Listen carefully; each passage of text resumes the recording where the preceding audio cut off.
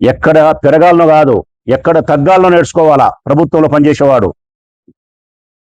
మరణించిన మృతుల యొక్క కుటుంబాల దగ్గర పోయినప్పుడు నీ హృదయం ఎంతో పశ్చాత్తాపం, ఎంతో బాధ, ఎంతో దయ, ఎంతో మానవత్వం, ఎంతో సహనం ఉండాలా.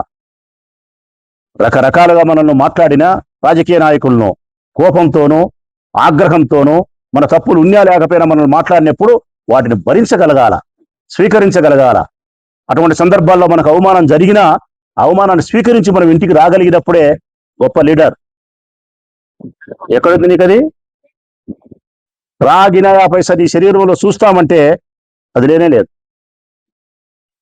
ఇంకా పక్కన ఆ చెల్లెలు ఉంది, హోమ్ మినిస్టర్ గారు అనితమ్మ గారు.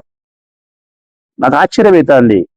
8 మంది మరణించి కార్మికులు, వారి భార్యలు, పిల్లలు, తండ్రులు, తల్లులు శోక సముద్రంలో మునిగి తేలుతా అంటే ఈమె హృదయంలో ఆ బాధ నాకు కనిపించలే.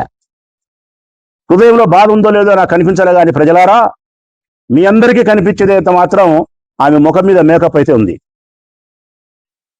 ఇది ఎంత సోద్యం! ఒక స్త్రీ 8 మంది కార్మికులు మరణిస్తే పరామర్శించడానికి పోయినప్పుడు హృదయంలో బాధ కనిపించాలా. ఆ బాధ కనిపించకుండా ముఖంలో మేకప్ అవసరమా? వీళ్ళు ప్రభుత్వాలలో ఉన్నతమైన పదవులు, ఉన్నతమైన బాధ్యతలు.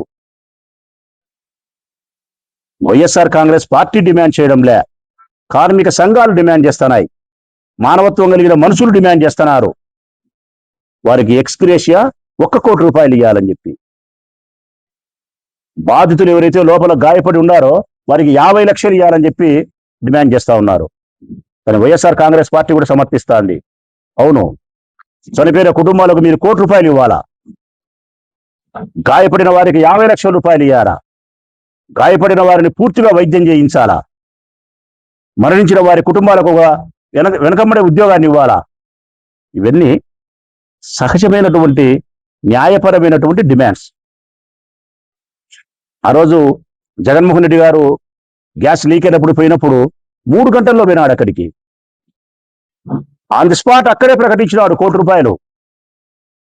తెల్లవారి లోపల చెక్కులు ఇచ్చినాడు వాళ్ళకు ఈ రాష్ట్ర ప్రభుత్వం వైపు నుంచి. అది నాయకత్వం. మీ అబ్బగారు సొమ్మిచ్చినట్టు 25 లక్షలు ఇస్తామని చెప్పి ప్రకటించడం, అసలు మీ అబ్బగారు సొమ్మిచ్చినట్టు మీరు బాధపడడం, వారి పట్ల కనీసమైన